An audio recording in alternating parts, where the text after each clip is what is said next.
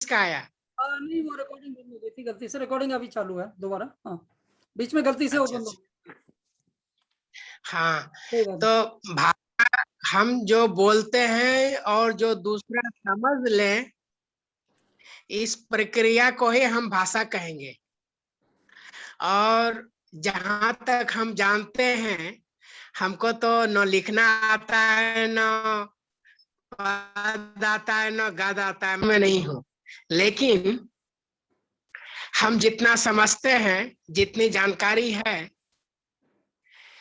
इस पृथ्वी पर जितने भी भाषाएं हैं, जितनी मुझे जानकारी है भाषा के बारे में, जैसा हम बोलते हैं वैसा लिखा नहीं जाता है, एक संस्कृत को छोड़ करके।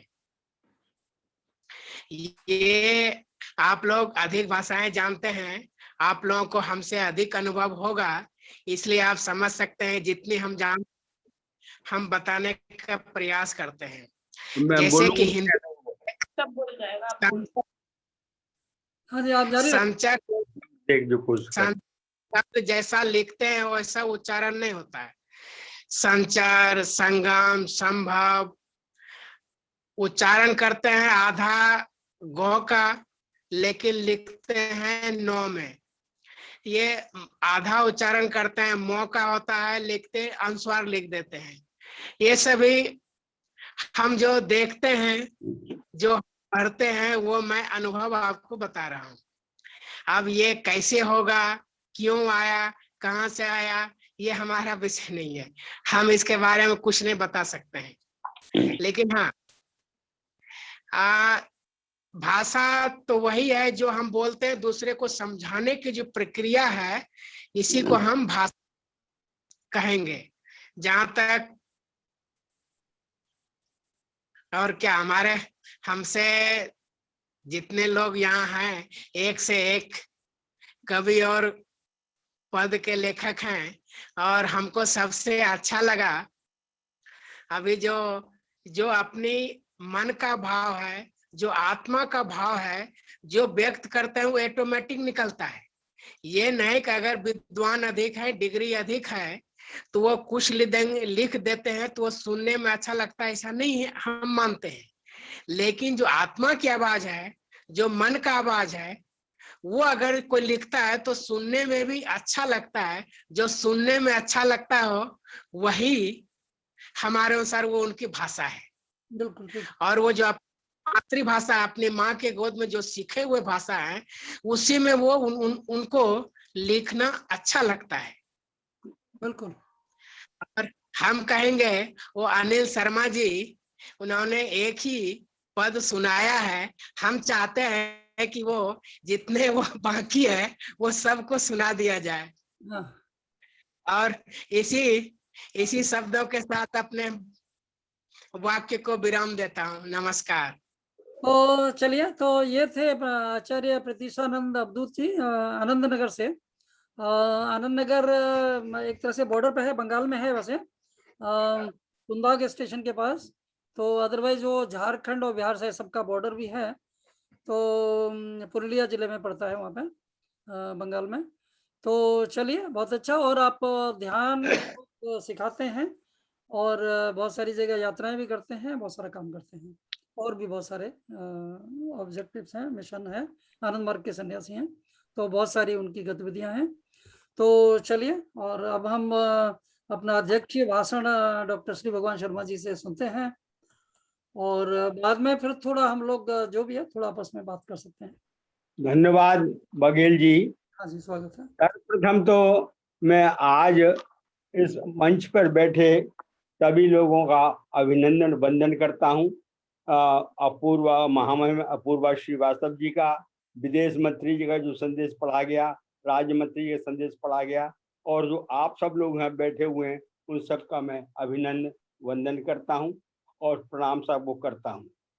मैं इस अवसर पर एक बात स्पष्ट कर देना चाहता हूँ, वो कि भाषा के दो रूप होते हैं। एक हिंदी का साहित्यिक रूप है और एक हिंदी का संपर्क भाषा का रूप है। हम जो हिंदी दिवस मनाते हैं, इसका संबंध संपर्क भाषा से, साहित्य से नहीं। साहित्य से हमको नहीं जोड़ना चाहिए। तो जो व्याकरण और जिस देश में कनाडा में, अमेरिका में, जहाँ भी जो चल रहा है, साहित्य चल रहा है, उस पर हमें टीका टिप्पणी ज्यादा नहीं करनी चाहिए। उनका सबका हमको अभिनंदन करना चाहिए, प्रोत्साहन देना चाहिए और उसको समय समय पर समावेशी करना चाहिए। हमको चर्चा केवल आपको यहाँ पर संपर्क की भाषा के रूप में करनी चाहिए। तो संपर्क भाषा में करने से पहले मैं आपको बता दूं, पूर्व आपको पीठिका में जाता हूँ कि 1857 की जन क्रांति के पहले भारतवर्ष में राष्ट्रीयता का कोई रूप नहीं था। 1857 में जब जन क्रांति हुई तो भारतीयों के मन में राष्ट्रीयता की भावना का उदय हुआ। जब राष्ट्रीय भावना का उदय हो गया तो उस समय पहले जानते हैं आप कि देश के ये स्वतंत्र होने के समय 356 रियासतें थी। तो हर मथुरा का अलग राजा था, तो मथुरा वालों की राष्ट्रीयता केवल मथुरा तक सीमित थी। आगरा का राजा अलग था, राजा की राष्ट्रीयता आगरा तक सीमित थी। ये पहली बार भारतवर्ष में हजारों साल की गुलामी के बाद 1857 की क्रांति ने राष्ट्रीय भावना का ये भाव उदय किया। तो और उस समय जब राष्ट्रीय भावना का उदय हुआ तो लोगों ने सोचा कि राष्ट्र को एकता के सूत्र बनाने के लिए हमको संघर्ष करना है, तो उसके लिए कौन सी भाषा हो। तो जितने भी लोग बैठे उस समय, ये बताऊं तो वह 1864 में महाराष्ट्र के एक विद्वान श्रीमान बैठे थे, उन्होंने राष्ट्रभाषा नाम एक पुस्तक लिखी और उसमें उन्होंने ये कहा कि यदि देश को एकता के सूत्र बांधना है और सबको लेकर चलना है तो केवल हिंदी के माध्यम से ये कार्य हो सकता है। यही बात 1873 में पश्चिम बंगाल के समाज सुधारक शर्मा जी, आप थोड़ा सा कंप्यूटर को थोड़ा झुका लीजिए तो आपका चेहरा पूरा नहीं दिखाई पड़ेगा। हाँ, अभी अच्छा हो गया। हाँ जी, ठीक है, अभी ठीक हो। ये असल में ये हुआ, लैपटॉप आपका 5 घंटे हो गया तो लैपटॉप हमारा डाउन हो गया। अब मैं आप लैपटॉप कनेक्ट हो गया, आप मिला दीजिए, खोल दीजिए, जुड़ जाए तो। अगर अभी तो अब ऐसे ठीक ही लग रहा है, अभी चलने दीजिए, हो जाएगा। ठीक चल रहा है, अभी ठीक लग रहा है। हाँ। तो 1873 में केशव चंद्र सेन जी ने भी सुलभ समाचार एक पत्र निकलता था बंगाल से, उसमें भी यही बात कहा कि अगर देश को एकता के सूत्र में कोई बांध सकती है तो हिंदी भाषा ही है। गुजरात के दयानंद सरस्वती गुजराती भाषी थे, तो उनको जब भ्रमण पर निकले तो केशव चंद्र सेन जी ने कहा, वो पहले संस्कृत पंडित थे, विद्वान थे, तो उन्होंने कहा कि यदि आप देश में अपना प्रचार करना चाहते हैं तो संस्कृत को छोड़ करके आपको हिंदी को अपनाना चलेगा। पहली बार दयानंद सरस्वती जी ने ये संस्कृत को छोड़ करके हिंदी का संबल लिया और सत्यार्थ प्रकाश की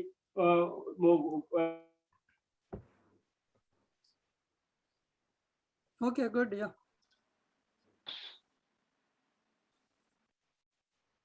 ठीक है। गोपाल जी, आपका माइक बंद हो गया। नहीं, भगवान शर्मा जी के लिए हाँ, नहीं, शर्मा जी ने कंप्यूटर बदला है, ठीक हो गया। हाँ जी, अच्छा। नहीं शर्मा जी, आपका माइक कभी बंद है, ये वाला आवाज नहीं आ रही आपकी। हाँ, माइक लगता है खुला हुआ। वॉल्यूम देखिए, वॉल्यूम आपका कम, वॉल्यूम बढ़ाना है। अभी बोलिए। हाँ जी, देखिए, तो उस समय आपको बता दें, मैंने बंकिम चंद्र जी हिंदी के प्रचार को लेकर के, अरविंद जी, नेताजी सुभाष बोस, बाल गंगाधर तिलक, वीर सावरकर, काला कालेलकर, सरदार पटेल, सबने ये एक स्वर से कहा कि हिंदी में की वो क्षमता है, ये राष्ट्र को एकता के सूत्रों मान सकती है। दक्षिण भारत में हिंदी का प्रचार करने का बीड़ा महात्मा गांधी ने उठाया और अपने पुत्र को, देवदास को, दक्षिण में हिंदी प्रचार के लिए नियुक्त किया और उन्होंने पूरे दक्षिण भारत में दक्षिण हिंदी भाषा प्रचार संस्था स्थापित की। मित्रों, इस संदर्भ में मैं एक और बात आपसे निवेदन कर रहा हूँ कि विदेशियों ने भी हिंदी के प्रोत्साहन में बहुत बड़ा योगदान दिया है, उनको भी हम नहीं भूल सकते। फादर कामिल गुल के मूलतः बेल्जियम के रहने वाले थे और माइनिंग में इंजीनियर थे, और जब वो भारत में अपने धर्म प्रचार करने के लिए नियुक्त हुए तो उन्होंने जर्मन भाषा में रामचरितमानस का अनुवाद पढ़ा था। उससे वो इतने प्रभावित हुए कि वो उन्होंने आकर के यहाँ हिंदी सीखी और फिर यहाँ इंटरमीडिएट किया, बीए किया और कलकत्ता विश्वविद्यालय से एमए हिंदी में किया।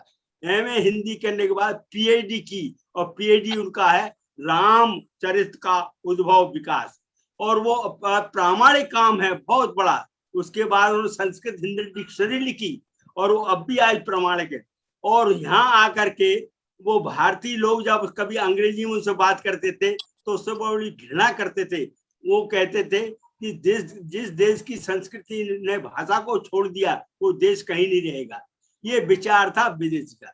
इसी श्रृंखला में इंग्लैंड के फ्रेडरिक पिंकट हुए, उन्होंने नागरिक प्राणी सभा के स्थापना में बहुत बड़ा योगदान किया और वो ऑनरेरी इसके सदस्य भी थे। आचार्य रामचंद्र शुक्ल ने 1908 में सरस्वती पत्रिका में उनके ऊपर एक लेख लिखा। तीसरे विद्वान थे CF एंड्रूज। इन्होंने आचार्य हजारी प्रसाद द्विवेदी के साथ वो बंगाल में हिंदी भवन बनाया और हिंदी के प्रचार प्रसार में जुड़े। तो मित्रों, हिंदी के प्रचार में हमको इनको भी स्मरण करना चाहिए। विदेशियों ने हमारी बड़ी मदद की है। अब अलग बात है, आज देखिए देश का दुर्भाग्य रहा कि पहले देखिए हमारे यहाँ अटल बिहारी वाजपेयी और उनसे पूर्व PV नरसिंह राव, दो व्यक्ति प्रधानमंत्री हुए जिन्होंने हिंदी के परचम को बाहर लहराने की चेष्टा की। लेकिन देश का आज सौभाग्य है कि नरेंद्र मोदी ने हिंदी के परचम को विधिवत लहराया है। जहां भी विदेश में जाते केवल हिंदी में वार्तालाप करते हैं। अन्य प्रधानमंत्री दुभाषी के माध्यम से अपनी बातें किया करते थे। तो अब बहुत हमारा सुखद समय आ गया है। नई शिक्षा नीति में ये सन 85 से हमारी मांग थी कि शिक्षा का माध्यम हिंदी होने चाहिए, मातृभाषा होनी चाहिए। भारत सरकार ने हमारी उस बात को स्वीकार कर लिया और आज मातृभाषा हिंदी की माध्यम बन गई और मेडिकल में, इंजीनियरिंग में भी हिंदी का समावेश हो गया। ये बहुत बड़ी उपलब्धि है।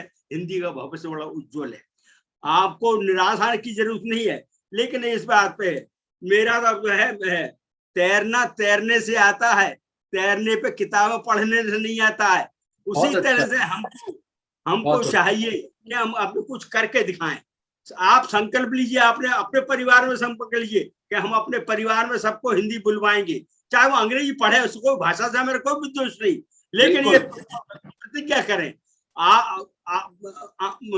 बैंक में हस्ताक्षर हिंदी में करेंगे और अपने मोहल्ले में जितने दुकानों ने ब्लैक बोर्ड लगा रखे, साइन बोर्ड लगा रखे, हिंदी में लगवाइए। करने से आएगा। शपथ लेने से, प्रतिज्ञा लेने से आता है, कीचड़ उछालने से काम नहीं है। आज के इस वार्तालाप में मेरठ के मिस्टर मसान, क्या नाम था? नवीन चंद्र लोहानी जी। नवीन चंद्र लोहानी जी, प्रोफेसर वो उनका बड़ा ही व्यवहारिक सुझाव था। वास्तव में हम अपने देश में तो राष्ट्रभाषा की बातें करते और विश्व की बातें करते। पहले अपने घर को तो सुधारिए। सबसे पहले हमारा प्रतिज्ञा, मैं आगरे का हूं तो आगरे के हम 10 संगठन बनाएं और हर मोहल्ले में कम से कम ब्लैक बोर्डों पे आपको थोड़ा हिंदी लिखवाएं। कुछ अंग्रेजी करें तो कोई बात है, आप बाइलिंगुअल कर लें, अंग्रेजी भी लिखें, हिंदी में लिखें। हम अपने निमंत्रण पत्र शादी विवाह के आप हिंदी में छपवाएं। क्या मौत आती है? इस तरह का जब तक प्रयास सफल नहीं होगा तब तक आपको होता है हिंदी आगे बढ़ रही है। मेरठ के उनका मैं सर्व है। और वास्तव में भाषा के प्रचार का प्रकाश का संबंध रोजगार से होता है। मुझे मालूम है कि सन 47 से पहले यहाँ पर उर्दू मिडिल और हिंदी मिडिल हुआ करती थी। तो उर्दू मिडिल वालों को तुरंत नौकरी मिल जाती थी, हिंदी मिडिल वालों को नहीं, क्योंकि उस समय कोर्ट लैंग्वेज उर्दू थी। इसीलिए भाषा का संबंध रोजगार से भी जुड़ना बहुत आवश्यक है। जब तक इन बातों को व्यवहार कर नहीं लेंगे, वो भी लफाजी करने से और हिंदी दिवस मना सके। वाकई ये ठीक है, हम प्रतिवर्ष मनाते हैं, जैसे अपने पूर्वजों को श्राद्ध करते हैं, इस तरह से हम करते हैं। करना चाहिए, कोई बुराई नहीं है। लेकिन दुख की बात है, संसार के किसी भी देश में भाषा दिवस नहीं मनाया जाता है। ये हमारे लिए कलंक की बात। लेकिन हम इसको कलंक नहीं मानते। हम तो ये जानते हैं कि सतत सद प्रयास है, इसी के बहाने से हम लोगों में नई चेतना आती है, आना चाहिए। लेकिन चेतना केवल हफ्ते भर रहे या 5 दिन रहे, 4 दिन, वो नहीं, हमें सतत प्रयास करना होगा और प्रति दिवस उसको कार्य रूप में परिणत करना होगा, तभी हम आपको बताते अपने लक्ष्य में पारंगत हो पाएंगे। मैं बघेल जी को और सब मंच पर उपस्थित अनिल शर्मा जी को, त्यागी जी को बहुत बहुत अभिनंदन करता हूँ, धन्यवाद देता हूँ। और वास्तव में बघेल जी इतनी प्रार्थना जरूर है कि आपने समय दिया था 7 से 9:30 का, 12 बजा दिए, इसका भी थोड़ा ध्यान रखो, समय का भाई ध्यान रखा कीजिए, तो ज्यादा टैक्सिंग हो जाती है। वो है, लेकिन ये है कि जब आनंद में है तो थोड़ा सा हम लोग उस मामले में थोड़ा सा फ्लेक्सिबल। वो ठीक कोई कुछ होता है, लेकिन आपको बहुत बहुत बधाइयां, आपके सच प्रयास से हिंदी का परचम लहरा रहा है। और आपको देखिए, हमने तो अखिल में बघेल जी उसको साथी है, डॉक्टर हरिभूषण दास से कार्डियोलॉजी में 12 हिंदी किताबें लिखवा दी हमने, और भारत सरकार के राष्ट्रपति ने 5 लाख का उनको पुरस्कार दिया। तो ऐसी बात नहीं, काम करने से होता है। हम किताबों को हिंदी में अनुवाद करें, इंजीनियरिंग में है, मेडिकल में है, सब किताबें लिखवाएं, क्या मुश्किल है? कोई चीज मुश्किल नहीं है। दुनिया में तरक्की करने के लिए हमको नए नए साधन अपनाने चाहिए। हिंदी दिवस की मैं आपको शुभकामनाएं देता हूँ और ईश्वर से प्रार्थना करता हूँ हिंदी का परचम दिन दूना 4 दूना रहेगा और संयुक्त राष्ट्र की 7वीं भाषा बनेगी, ये हमारा संकल्प। बहुत बहुत धन्यवाद। बहुत अच्छा, बहुत बढ़िया, बहुत अच्छा बोला सर, बहुत बढ़िया शर्मा जी, बहुत अच्छा। तो दादा ध्यानात्मानंद जी अगर सुन रहे हैं तो वो थोड़ा 2 शब्द बोलना चाहें बोल देंगे, नहीं तो हम लोग समापन की ओर बढ़ते हैं। अब थोड़ा सा हम लोग इनफॉर्मल बात कर सकते हैं, मतलब जी हम करें। तो और कुछ कोई बात बोलना चाहें बोल सकते हैं। प्रमिला जी आप थोड़ा बोलिए। आप अपना को करिए। हाँ मंत्रोच्चार समापन कर रहे हैं, मतलब थोड़ा थोड़ा 1-2 शब्द बोल सकते हैं। हाँ, ठीक। बोलने का मन हो अभी आप सब माइक खोल सकते हैं अपने, सब माइक। हमको शर्मा जी की बात से एक बात याद आ गई कि जब LLB में पहले लॉ इंग्लिश मीडियम ही में था, हिंदी मीडियम में नहीं पढ़ाया जाता था, तो 75 के आसपास जब इंट्रोड्यूस हुआ तो लॉ के फर्स्ट ईयर में मैं पढ़ रहा था, तो जो 2 पेपर होते हैं, कॉन्ट्रैक्ट और टॉर्ट, तो मुझे समझ ही नहीं आते थे। तो मैंने टीचर से कहा कि ये हमको समझ में नहीं आता, क्या करूं इसका। तो नॉर्मली वकील भी उसमें प्रिंसिपल होते, सब जानते भी थे फादर की वजह से। तो मुझको प्रिंसिपल ने बुलाया, जो हेड ऑफ डिपार्टमेंट थे, कि बोले ऐसा करो, तुम इसमें तुम्हारे फॉर्म में कहीं मेंशन नहीं तुम इंग्लिश मीडियम हो कि हिंदी मीडियम हो, तो तुम गेस्ट पेपर ले आना, और वो टॉर्ट और जो कॉन्ट्रैक्ट पेपर वो हिंदी में दे आना जाके। तो मैं ले आया, मैं हिंदी में दे आया, और उसके बाद करीब 56 एक में 58% नंबर भी आ गए। तो उन्होंने बताया कि बाद में कि तुम कोई प्रॉब्लम ये नहीं थी कि तुम उसको पढ़ते आ भी जाता, तुमसे इसलिए का हिंदी में दिया कुछ जांचने वाले को हिंदी नहीं आती है।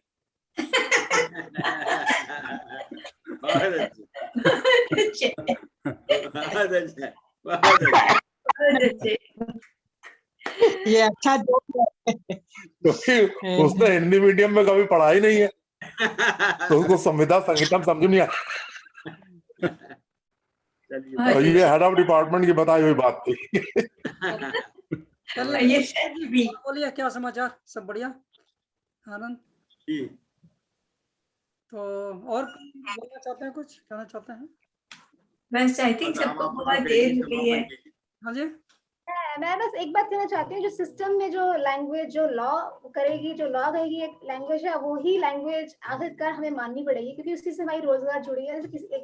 मुझे याद नहीं किसने कहा कि वो हमारी रोजी से, आई थिंक भगवान जी ने कहा कि हमारी रोजी से जुड़ी है। अगर हमें उसमें अवार्ड पुरस्कार नहीं मिल रहा हिंदी बोलने में, तो हम क्यों हिंदी बोलें? अगर हमें एम्प्लॉयमेंट ही नहीं मिल रही हिंदी बोलने में, तो क्यों हिंदी बोलेंगे? जब कोई किसी को रिवॉर्ड ही नहीं मिल रहा, तो क्यों हिंदी बोलेंगे? हमें जॉब ही नहीं मिल रहा, तो हमारी तो पूरी लाइफ ही, मतलब एक सिस्टम ने हमें थ्रॉटल कर दिया इन अ वेरी क्रूड वे, कि हमें हिंदी छोड़नी पड़े। तो सिस्टम हम फॉलो कर रहे हैं, ब्रिटिश सिस्टम फॉलो कर रहे हैं। और sorry to be little political, but ये सच्चाई है। जो इंडिया का सिस्टम है ब्रिटिश ने लिखा है, वो हमने नहीं लिखा।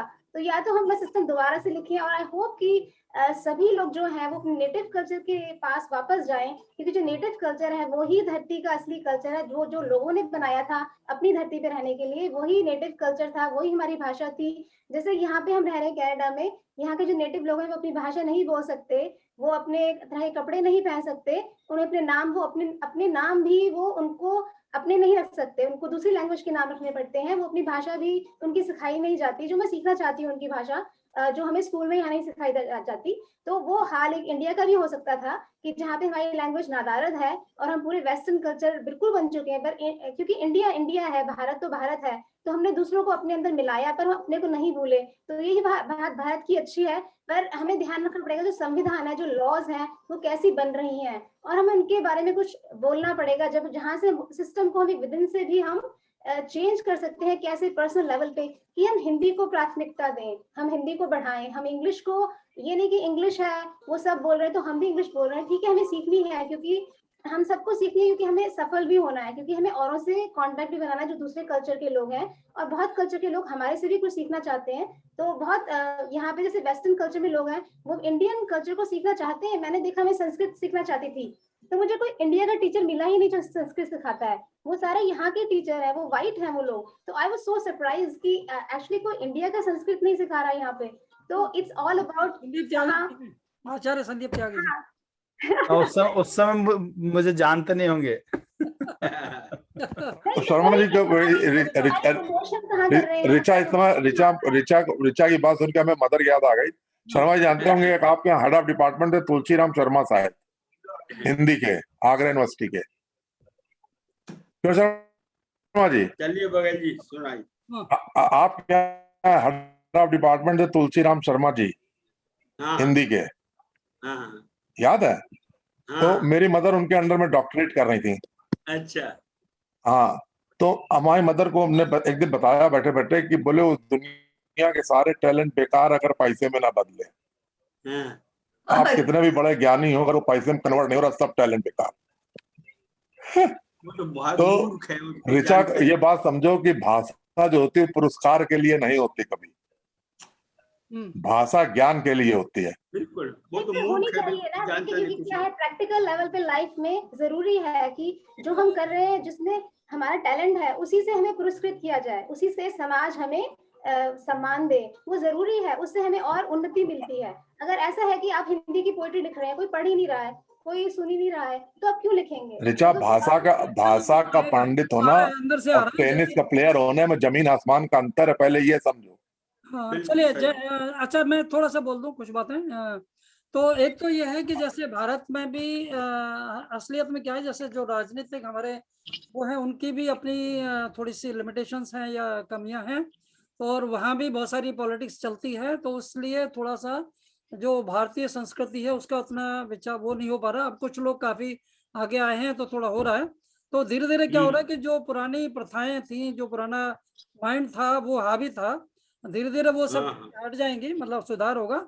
और जहाँ तक कनाडा की बात है, कनाडा में मोदी जी का बहुत बड़ा शुक्रिया इस बात में कि उन्होंने भारत को पूरे मंच पे स्थापित किया दोबारा से। तो क्या चीज हमारे यहाँ भाषा में कुछ सुधार नहीं होगी, नेताओं से नहीं हुआ कुछ हम लोगों। तो लोगों ने करनी होगी। दूसरा मैं कनाडा के बारे में बोलना चाह रहा हूँ कि कनाडा में काफी प्रोत्साहन है, जैसे कि एयरपोर्ट पे भी आपको हिंदी, पंजाबी सभी भाषाओं के बोर्ड मिलेंगे, स्वागत है और ये सब भी।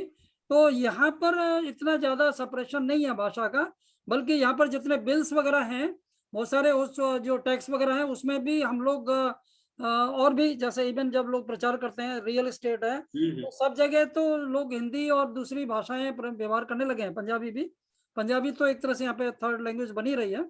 और एक ये है कि हिंदी वाले थोड़ा लिखते नहीं है कि उनकी भाषा हिंदी है, थोड़ा छपाते हैं कुछ है, तो वो ऐसा लगता है कि भाई पंजाबी ज्यादा है या कुछ है, लेकिन हिंदी वाले भी कम नहीं है। दूसरा चलो पंजाबी भी अपनी भाषा है, कोई बात नहीं, बट मतलब हम थोड़ा सा हमें सभी भाषाओं को बढ़ाना है, सभी भारतीय भाषाओं को। हिंदी वालों को हकीकत में दूसरी भाषाएं सीखना बड़ा जरूरी है। उससे क्या होगा कि दूसरे भाषा वाले भी हिंदी के प्रति प्यार करने लगेंगे, क्योंकि हम थोड़ा दूरी बनाएंगे तो वो भी दूरी बना लेते हैं। और क्या, तो वो जरूरी है, हम लोग कम से कम जो हिंदी वाले हैं वो एक एक दूसरी भाषाएं जरूर सीखें। तो वो बड़ा जरूरी है। और तो इस तरह से सब होगा। बाकी अंदर से आदमी की भाषा ये भी है कि अंदर से निकल रही है, और कभी कभी ऐसा भी होता है कि जैसे मुझे अपना याद है कि जैसे मैं भारत में था पेपर मिल्स में, तो जब मैं वहाँ पे सारा काम अंग्रेजी में ज्यादा होता है, बातचीत भी और वो भी, हालांकि वो भी मिक्सअप करते हैं, मतलब आधी हिंदी बोलेंगे आधी अंग्रेजी बोलेंगे, मतलब वो इंडिया में ना हिंदी बोलते हैं ना अंग्रेजी बोलते हैं, खिचड़ी भाषा बोलते हैं। अंग्रेजी। तो वो सब चीजें धीरे धीरे ठीक हो जाएंगी। अच्छा, जैसे जैसे मन उन्नत हो रहा है और जैसे जैसे उम्र के हिसाब से भी है, तो जैसे जैसे हमारी उम्र थोड़ी ज्यादा होती है तो हमें अंदर से जो अध्यात्म है वो और आ रहा है और संस्कृति बढ़िया हो रही है, तो उसके बाद में भाषा भी हमारी और बेटर होती जाएगी। बेटर मेरा मतलब कि जब बेटर होगी तो अपने आप हिंदी हो जाएगी, संस्कृत हो जाएगी, या वो भाषाएं आ जाएंगी, क्योंकि अंग्रेजी में वो गहराई नहीं है। अंग्रेजी में थोड़ी सी सांस्कृतिक रूप से, मतलब जैसे मेरे को याद है मैं बहुत सारी भाषाओं में कविता लिख जाती है मेरे से, तो मैंने देखा कि जब मेरा मन सबसे अच्छा है आध्यात्मिक रूप से पूरा गहराई में, तब संस्कृत की कविताएं भी निकलती हैं।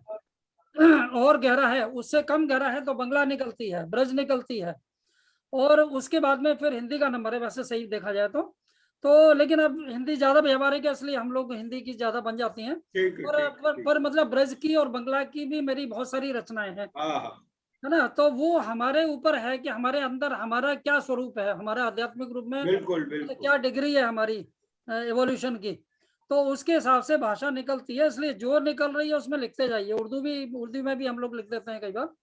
तो जो भाषा है, एक्सप्रेशन है, वो हमारे ऊपर भी है कि हमारा का मन कभी हिंदी के स्टेज पे है, कभी बंगला की स्टेज पे है। अगर हम सब भाषाएं जानते हैं, संस्कृत के स्टेज पे है, तो जो भाषा हमारा जैसा मन है उस समय, उसमें जो एक्सप्रेस हो रहा है, जो निकल रहा है, उसको निकलने दीजिए और ज्यादा बंधन में मत रहिए। इसीलिए मैं थोड़ा आध्यात्मिक रूप से भी फ्लेक्सिबिलिटी रखता हूँ प्रोग्राम में भी, क्योंकि ज्यादा हम बंधन कर दें तो जो लोग बोल रहे हैं उनको बोलते हैं बेचारों को कम करो, लेकिन सबको सुनना भी जरूरी है। और वो नहीं करेंगे तो वो बेचारे वो दुखी हो जाते हैं, भाई इतना वो समय निकाले सुने, लेकिन उनका नहीं सुना गया। इसलिए मैं उसमें बुराई नहीं मानता कि थोड़ा देर भी हो जाती है कुछ है, क्योंकि जब आए हैं तो थोड़ा प्यार से किया जाए और उसको बढ़िया करो, रादर देन बुद्धि लगा के ज्यादा उसको टाइट कर दो, ज्यादा लोगों को दुखी कर दो, किसी को सुना दो, किसी को बोर करो, किसी को दुखी करो, वो अच्छा नहीं है। तो सब खुश रहो। टाइम भी मुझे जाना है, मुझे एक्चुअली घंटा बहुत ज्यादा लग गया। तो ओके जी, नमस्कार है सबको। एक बात और है कि अंग्रेजी जो है वो जवान भाषा है, अभी हमसे जवान है अंग्रेजी। हाँ वो भी है, एक बड़ा अंतर है, और लोगों को जवान चीज ज्यादा पसंद तो जवान आती है, लोगों का भी इसलिए महत्व है, अंग्रेजी जवान पसंद लोगों को भी रहने दो। हाँ, जवान लोगों को अपना काम करने दो, है तो ना, कोई बात नहीं। क्योंकि भाषाओं की इम्पोर्टेंस। हमसे 14वीं शताब्दी की भाषा है अंग्रेजी।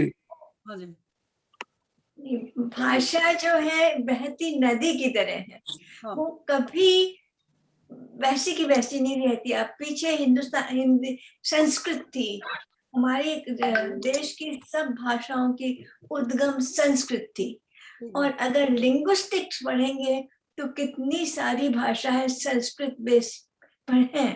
तो और इंग्लिश पुरान लिटरेचर को देखेंगे तो पुरानी इंग्लिश बिल्कुल फर्क है, शेक्सपियर की इंग्लिश भी बहुत फर्क है समझने में, और अब की इंग्लिश अब की नहीं है। और वो हर भाषा अपने वातावरण से बदलती जाती है। न्यूफाउंडलैंड की इंग्लिश दूसरी है। और जब मैं यहाँ आई और मैंने पढ़ाना शुरू किया तो मैंने एक लड़की के लिए कह दिया, दैट वाज 1970, ये उसके पेरेंट्स मिलने आए, मैंने कहा she is a very nice girl, very simple. जब वो चले गए पेरेंट्स तो मेरे को प्रिंसिपल ने बुलाया, Pram, you told the mother that her daughter is simple. Simple means foolish. अब देखिए व्याख्या क्या शब्दों की होती है। तब मेरे दिमाग में सिंपल वाज ग्रेट। मैं हिंदुस्तान से आई थी, इस देश के कल्चर को नहीं जानती थी। तो भाषा का जो कल्चर है उसको समझने में समय लगता है बहुत। और मैं अभी भी सीख रही हूँ 60 साल यहाँ रहने के बाद कि इस देश का कल्चर की कई गलतियां करी, बहुत सी गलतियां करी, अपने पे हंसे कि वाह क्या बात है। तो भाषा को बांधने की जरूरत नहीं है, भाषा को बहते रहने देना है। इंग्लिश में हिंदी के कितने शब्द हैं जो वो हर समय यूज करते हैं, गुरु है तो हिंदी में भी। लेकिन आज के टाइम में क्योंकि हमारी जो इंग्लिश के प्रति श्रद्धा और भक्ति है और हिंदी के प्रति जो हीन भाव है, सॉरी मुझको कई दृष्टांत दे सकती हूँ, अभी भी बहुत अच्छी तरह जिंदा है, छोटे बच्चों में जिंदा है, बड़ों में जिंदा है। और जब तक हम में स्वाभिमान नहीं जागेगा, ये हमारी हीन भाव हमें हीन रखेगी। तो और दूसरी बात जो हमारी गलत हो रही है आजकल, चरित्र का हनन हो रहा है। और चरित्र की एजुकेशन पे पहले चरित्र की बहुत महत्ता थी, आज चरित्र को एम नहीं बनाया जाता, आजकल लिखने पढ़ने को एम बनाया जाता है, पैसा कमाने को। तो उससे हमारे देश का बहुत नुकसान हो रहा है। तो ये पूरे संसार का नुकसान हो रहा है। आजकल हम सब बिक गए हैं, शिक्षा भी बिक गई है। ध्यान कीजिए बगल जी, ध्यान कीजिए। हाँ बिल्कुल, नहीं इस चीज पे मैं क्यों चिंतन करती हूँ कि अगर गलती है तो उसको सुधारने की विधा है, लेकिन अगर हमें गलती का एहसास नहीं होगा तो हम गलती को बदल नहीं सकते और गलती पर चलते रहेंगे राह पर। अगर हम तुलसी और पुराने भारत हमारा देश चिड़िया था, उसी के ऊपर नाश करते रहेंगे, आज का भारत क्या है उस पर नहीं सोचते तो हम आगे नहीं बढ़ेंगे। ये मेरे विचार है। नहीं बिल्कुल सही है। ठीक है। बागिल जी मैं एक दो बात कहता हूँ। हाँ हेलो बागिल जी, आप बीच में दर्शन नहीं दिए, आप जब पिक्चर नहीं दिखाते तो हमको लगता है भाई नहीं। आप वो ध्यान कीजिए, चलिए शुरू कीजिए। दादाजी बोलिए, शांति पाठ कीजिए। कर रहे हैं आप थोड़ा सा। भाषा के बारे में एक ही चीज कहना है, भाषा के लिए मेन है। नहीं आप अपने पिक्चर से दिखाइए, पिक्चर स्पीकर वो वीडियो। मैं तो चला गया था खाना वाना बनाने के लिए, किसी ने दूसरा दादा भी वेट कर रहे थे। ओके, नहीं तो बोलिए, 2 शब्द बोल दीजिए। ठीक है, तो लैंग्वेज जो है इसका जो एक्सप्रेशन मन का जो व्यक्त होता है, तो मन का व्यक्त तो लैंग्वेज से होता है। तो हर जहाँ जहाँ जो वर्ण होता है उसी हिसाब से उसका एक्सप्रेशन, उसी हिसाब से उस लैंग्वेज को प्यार हो जाता है, उसको छोड़ नहीं सकते। और लैंग्वेज जो उसको एक्सटेंशन जो डेवलप लैंग्वेज होता है उसमें क्या होता है, वोकेबुलरिटी नंबर होता है, जो नंबर ऑफ शब्द भंडार जो होता है। और होता है क्या, प्रोनाउंसिएशन।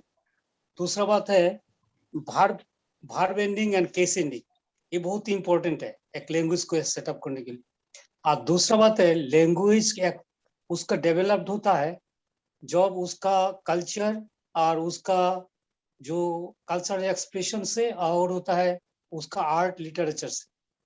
सो साहित्य, शिल्प और साहित्यिक जो संगीत हो, वाद्य हो, इस तरह उसी का एक बहुत ही इसमें डेवलप करने के लिए एक तरीका होता है।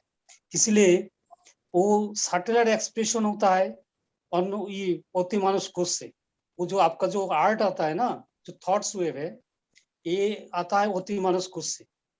तो अतिमानस कोश क्या करते हैं, तो उसका मन में उसको रिफ्लेक्ट होता है। लेकिन हमारा जो माइंड है नॉर्मली क्या होता है, कामोमय और मनोमय में व्यस्त है, हर टाइम उसी में रहते हैं। तो कामोमय जगत में कभी कभी रिफ्लेक्ट होता है अतिमानस में। तो अतिमानस को हम लोग, इसीलिए हम लोग का जो आर्ट आता है, कुछ भी लिखते हैं वो कामोमय मनोमय को लेकर के सोचते हैं मोस्टली। उस हायर लेवल में सोचने का कैपेसिटी नहीं रहता है, इसलिए वो रिफ्लेक्शन होता है। इसलिए माइंड हमारा हर time 24 hours related with this कामोमय मनोमय कोश में। तो ये कामोमय मनोमय को क्या होता है, हम जो कोई लिखते हैं तो उस जगत में जो लोग है सिमिलर वाइब्रेशन को आनंद मिलता है, इसको बोलते हैं एस्थेटिक। तो ये जो मेटेरियलिस्टिक एस्थेटिक होता है, फिर उसको साइकिक लेवल में एस्थेटिक होता है। उसके बाद बियॉन्ड ऑफ द किसी का अतिमानस को उसमें एस्टेब्लिश्ड हो जाते हैं, तो उसका जो भाव आता है वो भाव क्या होगा, तो विज्ञानमय हिरणमय तक लोग पहुंचाता है। तो उसमें क्या होता है, उसका जो है ना, उसका जो भाव है हर चीज में एक डिवाइन फीलिंग रहता है उसमें। वो डिवाइन फीलिंग क्या करता है, कल्चर को एस्टेब्लिश कर देते, उसका भाषा को भी एस्टेब्लिश कर देते। तो कोई भाषा जो एस्टेब्लिश करेंगे, उसका spiritual concept, that divine ideation उसमें जो एडप्ट नहीं होगा लैंग्वेज में, तो वो भाषा मतलब ये नहीं होगा। तो क्या होगा, आर्ट कल्चर जो है ना वो मेटेरियलिस्टिक हो जाएगा। समझ गए ना। तो वो भाव जब तक नहीं उसको करना पड़ेगा, तभी लैंग्वेज को एस्टेब्लिश कर सकते। हमारा जो संस्कृत है इंडिया का, इसमें एक कल्चर इसमें एडप्ट है। वैदिक जो वेद का नॉलेज है उसमें साथ एक नॉलेज इसका साथ एडेप्टेड है। और उसके का जितना लैंग्वेज है इंडिया में, हर लैंग्वेज में संस्कृत है। इसलिए वो संस्कृत जब उसको एक्सेप्टेड होगा ना, और उसी लैंग्वेज में क्या होता है, इंडिया में आज संस्कृत लैंग्वेज बन जाते, आज इंडिया का आलू भी बदल जाते, स्पिरिचुअल एक कल्चर बन जाता, एक नया इंडिया बन जाता। तो उस लेवल में सोचने के लिए कुछ सोचा नहीं। और इसलिए नया जो इंडियन जो कल्चर, जो ओरिजिनल जो तांत्रिक व वैदिक कल्चर जो है, उसको सोसाइटी में एक्सेप्टेड नहीं है, वेस्टर्न कल्चर ने एडॉप्ट कर लिया। तो इसीलिए उसको लेकर के सोचना पड़ेगा कैसे हमारा हर लैंग्वेज को सेंटिमेंट को काम में लगाए। हर लैंग्वेज का सेंटिमेंट को नाम नहीं लगेगा तो आप मान लीजिए किसी को आप एक्ट पकड़ लेंगे तो ऑटोमेटिक दूसरा लैंग्वेज रिएक्ट कर जाएगा, अरे हमारा हम कैसे उसको एक्सेप्ट कर लेंगे, मेरा नौकरी है, हम 3 to 4 नौकरी, हम लैंग्वेज सीखना पड़ेगा, तो उसका क्लैश मानेगा नहीं। तो एक कॉन्फ्लिक्ट है, इतना इजी नहीं है। मैं तो मेरा लैंग्वेज पसंद करूँ, आप अपना लैंग्वेज, हर आदमी अपना अपना लैंग्वेज पसंद करता है, जो हमारा लैंग्वेज एस्टेब्लिश्ड हो। तो इसको आप ब्रॉड माइंड से सोचना पड़ेगा। इंडियन का जो संस्कृत है ये बहुत इंपॉर्टेंट है, और इसको होगा तो इंडियन कल्चर जो है वो सेव हो जाएगा, नहीं तो नहीं सेव होगा। एकदम सही, बिल्कुल ठीक। तो चलिए अब हम लोग काफी देर हो गई है, इसलिए थोड़ा सा अगली बार सुनेंगे फिर आपको। और जो दादा से पर्सनल वो करना चाहें, दादा आप अपना नंबर बोल दीजिएगा, या मेरा दादा का नंबर यही कनाडा में ही है दादा। आप एक चीज हम बोलना चाहते हैं, जो आदमी मान लीजिए ओतिमानस कुश के बाहर जाना चाहते हैं, उसके लिए चाहिए अभ्यास, उसके लिए चाहिए प्रैक्टिस, उसके लिए चाहिए अनुशीलन। जब तक अनुशीलन नहीं करेंगे, मुख से, इंटेलेक्चुअल ब्रेन से काम कुछ नहीं होने वाला है। ये अनुशीलन उसके लिए एक बहुत बड़ा इंपॉर्टेंट चीज है। ये अनुशीलन के द्वारा इसको रिसर्च होता है, उसका माइंड को एक्सरसाइज होता है, तो माइंड को एलिवेट होता है। हम कुछ प्रैक्टिस नहीं करेंगे, बोलेंगे मैं तो सब जान गया, ये तो ईगो हो जाता है उस टाइम। उससे ईगो जो हो जाता है तो आदमी बड़ा काम नहीं कर पाते। तो अपना हर आदमी का मन में जो रिफ्लेक्ट होता है ना, इंटरनल जो फीलिंग है, उसको टच करने के लिए आपको डिवोशनल फीलिंग डेवलप करना ही पड़ेगा इंटरनली। यही है माने लाइफ का सब चीज, हर चीज के पीछे बेसिकली है कि ध्यान में जाना पड़ेगा, आध्यात्म में जाना पड़ेगा, तो और गहराई आएगी, भाषा और बढ़िया होगी, और सब भाषाएं हमें अपनी लगेंगी। और सब भाषाएं वास्तव में कुछ फर्क है भी नहीं, एक ही भाषाएं संस्कृत से निकली है, पूरे वर्ल्ड की भाषाएं तो वही भाषा है, थोड़ा थोड़ा शब्द बदल गया है, उसको हम उसमें उलझ जाते हैं कि हमारी हिंदी है कि बंगला है कि तमिल है। हकीकत में सब भाषाएं एक ही हैं, कोई ज्यादा फर्क नहीं है, अंदर की ही भाषाएं हैं सारी। तो हमें सबसे प्यार भी करना पड़ेगा, अफेक्शन रखना पड़ेगा, और जितनी ज्यादा भाषाएं सीख लें वो भी अच्छा है। तो शांति पाठ कीजिए, शांति पाठ। दादाजी तो अभी थोड़ा हम लोग बहुत लेट हो गए, तो ओके है, तो हम लोग थोड़ा गुरु पूजा करके फिर कार्यक्रम समाप्त करते हैं।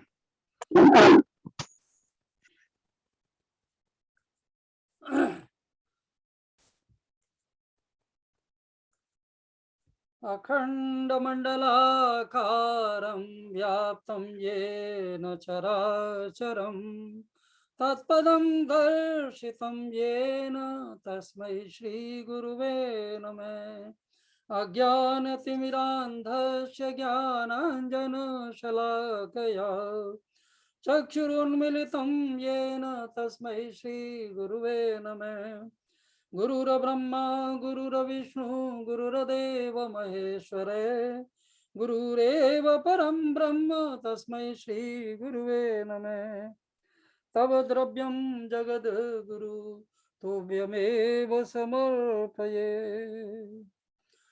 तो चलिए इन्हीं शब्दों के साथ आज हम लोग समापन करते हैं। आप सबका बहुत बहुत साधुवाद, धन्यवाद, और बहुत आनंद आया सबसे सबकी बात सुन के। और धन्यवाद धन्यवाद धन्यवाद सर। तो आप लोग आते रहिए, जुड़ते रहिए, तो बहुत अच्छा। ओके जी, नमस्कार। तो अभी रिकॉर्डिंग बंद कर